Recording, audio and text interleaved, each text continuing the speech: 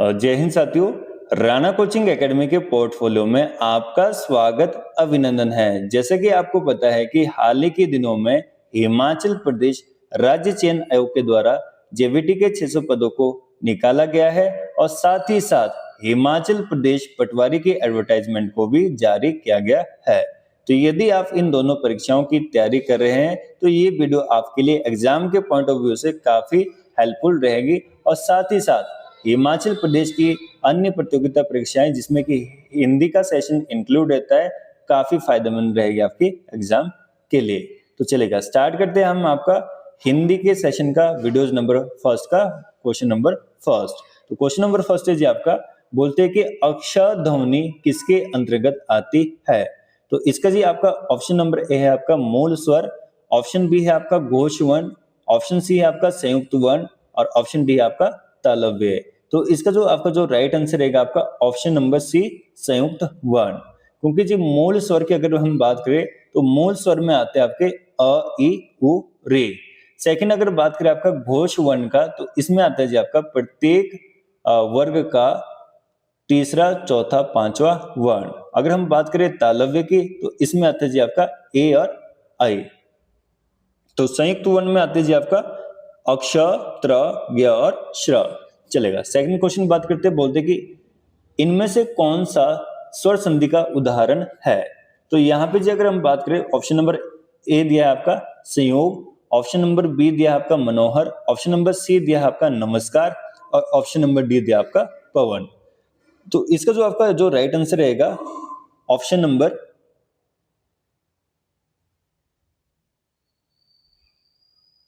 D पवन। इसमें जी जो आपका ऑप्शन नंबर एक दिया है संयोग, ये बनता है सम प्लस योग और ये आपका रहता है आपका विसर्ग संधि का उदाहरण। सेकंड हम बात करें आपका मनोहर की, तो मनोहर है जी आपका मनो जमा हर, ये आपका विसर्ग संधि का है। सी की बात करें नम जमा कार, ये भी विसर्ग संधि का है। तो पवन जी आपका रहता है आपका स्वर संधि का।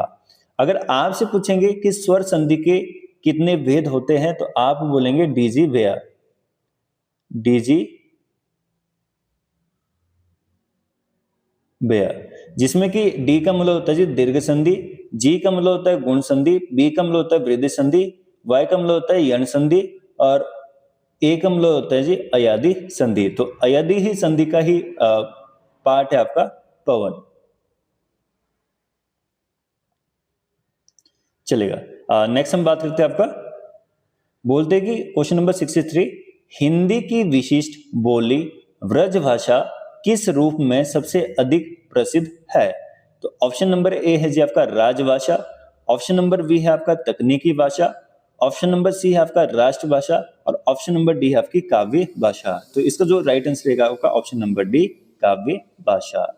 नेक्स्ट है जी आपका क्वेश्चन नंबर 64, बोलते कि वे इंसाफी में प्रयुक्त उपसर्ग है। तो यहाँ पे ध्यान रखना आपने कि उपसर्ग जो है शब्द के पहले लगते हैं और प्रत्यय आपका शब्द के बाद लगते हैं। तो यहाँ पे उपसर्ग की बात की गई है, तो वे इंसाफी की अगर बात करें तो यहाँ पे वे ने वे रहेगा आपका। तो ऑप्शन नंबर ए है आपका वे, ऑप्शन नंबर बी है आपका इन, ऑप्शन नंबर सी आपका वे और ऑप्शन नंबर डी आपका बेन। तो इसका जो राइट आंसर रहेगा ऑप्शन नंबर ए। चलेगा, क्वेश्चन नंबर 65 की बात करते हैं, बोलते कि उचित विकल्प चुनिए, अंगूठा दिखाना। तो इसमें जी ऑप्शन नंबर ए दिया आपका देने से इनकार करना, ऑप्शन नंबर बी बोला है अपमान करना, ऑप्शन नंबर सी है आपका हंसी उड़ाना, ऑप्शन डी है आपका धोखा देना। तो इसका जो आपका जो राइट आंसर रहेगा आपका ऑप्शन नंबर ए देने से इनकार करना। नेक्स्ट क्वेश्चन है जी आपका, बोलते कि निम्नलिखित में से किसे रसराज कहा जाता है। तो इसका जो राइट आंसर रहेगा आपका ऑप्शन नंबर ए आपका श्रृंगार, ऑप्शन नंबर बी है आपका वीर, ऑप्शन नंबर सी है आपका शांत और ऑप्शन नंबर डी है आपका तस।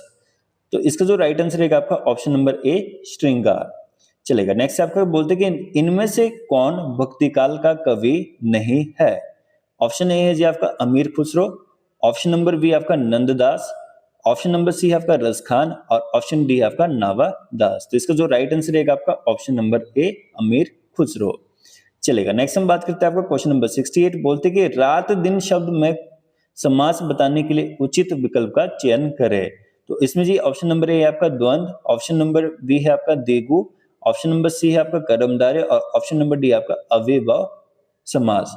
तो इसका जो आपका जो राइट आंसर रहेगा आपका द्वंद्व समास, क्योंकि जी द्वंद्व समास की अगर हम बात करें तो इसमें विलोम शब्द का प्रयोग किया जाता है। जैसे रात दिन, माता पिता, भाई बहन, तो सारे के सारे इसी में आएंगे। द्विगु की बात करें तो संख्यात्मक रहती है। कर्मधारय की बात करें तो एक और से विशेषण का कार्य करता है। अव्ययभाव समास की बात करें तो इसमें जो प्रथम पद रहता है अव्यय रहता है। चलेगा, नेक्स्ट हम बात करते हैं क्वेश्चन नंबर 69। बोलते कि चुनाव क्षेत्र का समय समय पर डैश किया जाता है। तो यहाँ पे जी जो चुनाव क्षेत्र का समय समय पर क्या किया जाता है? परिसीमन, परीक्षण, परिगणना या फिर परिमापन। तो इसका जो राइट आंसर रहेगा आपका ऑप्शन नंबर सी, परिसीमन। अब यहाँ पे बात आती है कि परिसीमन क्या होता है। तो परिसीमन की अगर हम बात करें तो निर्वाचन क्षेत्र को इस तरह से परिभाषित करना ताकि प्रत्येक क्षेत्र में मतदाताओं की संख्या लगभग समान हो और प्रत्येक क्षेत्र का प्रतिनिधित्व समान रूप से हो। चलेगा, नेक्स्ट हम बात करते हैं आपका क्वेश्चन नंबर 70। बोलते कि लालटेन शब्द है। तो यहाँ पे जी ऑप्शन दिया गया है तत्सम, तद्भव, देशज और विदेशज। तो जो लालटेन शब्द है ये रहेगा आपका विदेशज। चलेगा, नेक्स्ट है आपका क्वेश्चन नंबर 71। बोलते जी आलस्य शब्द का विशेषण क्या है? ऑप्शन ए है आपका आलस, ऑप्शन बी है अलस, ऑप्शन नंबर सी है आलसी, ऑप्शन नंबर डी आपका आलसीपन। तो इसका जो राइट आंसर रहेगा आपका ऑप्शन नंबर सी, आलसी। चलेगा, नेक्स्ट हम बात करेंगे 72। बोलते कि के लिए किस कारक का चिन्ह है? तो कर्म, संप्रदान, संबंध, अपदान। तो अपदान में तो जी से जुदा ही आता है, कर्ता ने कर्म को। संबंध में आता है जी का, के, की, ना, ने, नी, रा, रे, रे। तो इसका जो राइट आंसर रहेगा आपका संप्रदान को के लिए। यहाँ पे संप्रदान की अगर बात करें तो देने की बात आती है। जैसे राजा ने गरीब को धन दिया, तो जहां पे भी आपकी देने की बात है, या शिक्षक ने विद्यार्थी को पेन दिया, तो जहां भी देने की बात आती है वहां पे कौन सा होता है आपका संप्रदान कारक होता है। चलेगा, नेक्स्ट हम बात करेंगे क्वेश्चन नंबर 73। बोलते कि कवि का स्त्रीलिंग है। ऑप्शन नंबर ए है जी आपका कवियत्री, ऑप्शन नंबर बी है आपका कवित्री, ऑप्शन नंबर सी है आपका कवयित्री, ऑप्शन नंबर डी है आपका कवियत्री। तो इसका जो राइट आंसर रहेगा आपका ऑप्शन नंबर सी, कवयित्री। चलेगा, नेक्स्ट हम बात करते हैं आपका क्वेश्चन नंबर 74। बोलते कि शिव का विशेषण क्या है? तो ऑप्शन ए दिया है जी आपका शिवेश, ऑप्शन नंबर बी दिया है आपका शंकर, ऑप्शन नंबर सी दिया आपका शेव और ऑप्शन नंबर डी आपका शेल। तो इसका जो राइट आंसर रहेगा आपका ऑप्शन नंबर सी, शेव। चलेगा, नेक्स्ट हम बात करते हैं क्वेश्चन नंबर 75। लिंग के दृष्टि से दही क्या है? तो भैया जब भी हम डायरी पे जाते हैं तो वहां पे हमने देखा होगा कि एक बिहारी आता है, बिहारी बोलते हैं कि हमें दही खाना है, और हम वहां पे हंसते रहते हैं कि बिहारी बोल रहा है कि दही खाना है। जबकि अगर हम बात करें, बिहारी सबसे अधिक शुद्ध वर्तनी का प्रयोग करते हैं, शुद्ध उच्चारण करते हैं। तो यहाँ पे आप बात समझ ही गए होंगे कि इसका राइट आंसर क्या रहेगा। तो लिंग की दृष्टि से दही क्या है? स्त्रीलिंग, पुल्लिंग, नपुंसकलिंग और उभयलिंग। तो इसका जो राइट आंसर रहेगा आपका पुल्लिंग।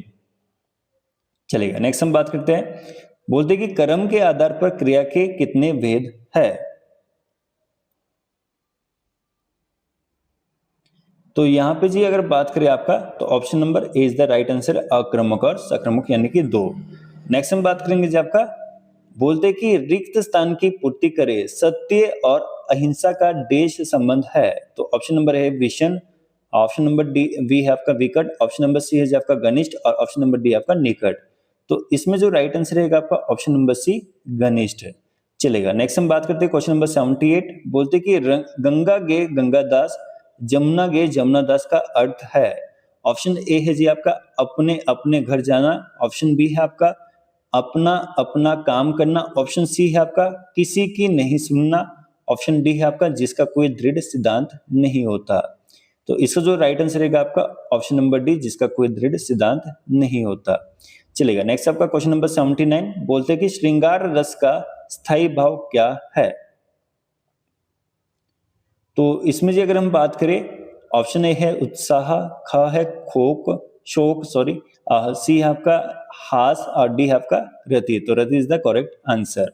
चलेगा, भूतकाल के कितने भेद होते हैं? ऑप्शन नंबर ए है आपका 3, ऑप्शन नंबर बी है आपका 5, ऑप्शन नंबर सी है आपका 6, ऑप्शन नंबर डी है आपका 7। तो इसका जो आपका राइट आंसर रहेगा ऑप्शन नंबर सी 6, जिसमें कि अगर हम बात करें पहला होता है सामान्य भूतकाल, सेकंड होता है आपका आसन भूतकाल, थर्ड है आपका पूर्ण भूतकाल, फोर्थ आपका अपूर्ण भूतकाल, और फिफ्थ है आपका संदिग्ध भूतकाल, और डी है आपका हेतुमत भूतकाल, यानी कि 6।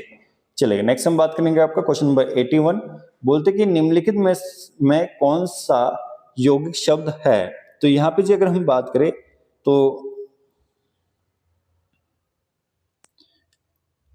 यौगिक शब्द की अगर हम बात करें तो ये जी ऐसे शब्द होते हैं जिसमें कि एक शब्द के दो अर्थ होते हैं या फिर दो रूढ़ शब्दों को मिलाकर बने होते हैं। तो ऑप्शन ए है जी लेखक, ऑप्शन बी है आपका पुस्तक, ऑप्शन नंबर सी है आपका विद्यालय, और ऑप्शन नंबर डी है आपका योगी। तो इसका जो राइट आंसर रहेगा आपका ऑप्शन नंबर सी विद्यालय, क्योंकि विद्या जमा आलय, विद्या का तो पता ही आपको कि शिक्षा, और आलय का मतलब होता है भवन। चलेगा, नेक्स्ट हम बात करेंगे क्वेश्चन नंबर 82। हिंदी में स्वतंत्र रूप से बोले जाने वाले अक्षर क्या कहलाते हैं। तो इसका जो राइट आंसर रहेगा आपका ऑप्शन नंबर ए स्वर, क्योंकि जिस स्वरों को बोलने के लिए किसी अन्य ध्वनि की आवश्यकता नहीं होती, ये स्वतंत्र रूप से बोले जाते हैं। जबकि व्यंजन का उच्चारण करते समय हमें हिंदी के अ स्वर का प्रयोग करना होता है। हिंदी के अ के बिना व्यंजन का उच्चारण संभव नहीं होता। चलेगा, तो इसमें जी स्वर, संयुक्त अक्षर, व्यंजन और स्वतंत्र ध्वनि, तो इसका जो राइट आंसर था आपका ऑप्शन नंबर ए स्वर। चलेगा, क्वेश्चन नंबर 83 की बात करते हैं। ह्रस्व दीर्घ प्लुत किसके भेद है। तो ऑप्शन ए है जी आपका व्यंजन, ऑप्शन नंबर बी है आपका संधि, ऑप्शन नंबर सी है आपका स्वर, ऑप्शन नंबर डी है आपका वर्ण। तो यहाँ पे अगर हम बात करें तो इसका जो राइट आंसर रहेगा आपका ऑप्शन नंबर सी स्वर, क्योंकि ह्रस्व स्वर की बात करें तो ह्रस्व स्वर में आता है जी आपका कि जिन वर्णों का उच्चारण करते समय बहुत ही कम मात्रा में समय लगे, जैसे अ ए ओ रे। सेकंड हम बात करेंगे आपका दीर्घ स्वर, जिनका उच्चारण करते समय ह्रस्व स्वर से दोगुना समय लगे, जैसे आ ई उ अ आ ई उ ए आई ओ औ। ठीक है, और प्लस स्वर होता है जी जिसमें ह्रस्व स्वर से तिगुना समय लगे और दीर्घ स्वर का दुगुना समय लगे, जैसे आपका ओम, राम, इस प्रकार के वर्ण इस पे आएंगे। चलेगा, नेक्स्ट हम बात करेंगे आपका क्वेश्चन नंबर 84। बोलते कि देवनागरी हिंदी व संस्कृत के अतिरिक्त अन्य किस भाषा की लिपि है। तो यहाँ पे जी आपने ध्यान रखना है कि एक ट्रिक ध्यान रखेंगे आपका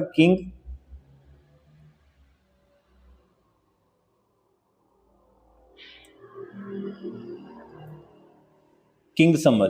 तो आई और जे यहाँ पे साइलेंट रहेगा। के का मतलब होता है जी कोंकणी, एन का मतलब होता है नेपाली, जी का मतलब होता है गुजराती, एस का मतलब होता है जी संस्कृत, एम का मतलब होता है मराठी, और जे आपका साइलेंट है, और एस का मतलब होता है हिंदी। तो यहाँ पे बात की गई है कि वे हिंदी व संस्कृत के अतिरिक्त देवनागरी किस भाषा की लिपि है। तो मराठी और Nepali is the correct answer. चलेगा, नेक्स्ट आपका क्वेश्चन नंबर 85।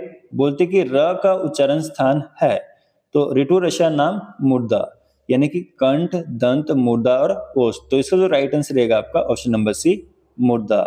नेक्स्ट हम बात करेंगे आपका क्वेश्चन नंबर 86। बोलते कि किसी भी भाषा की मौखिक ध्वनियों को प्रकट करने वाले लेखन चिन्हों को कहते हैं। तो इसका जो आंसर है आपका वर्ण, ऑप्शन दिया है लिपि, स्वर और वाक्य। तो option number B is the लिपि इज द करेक्ट आंसर।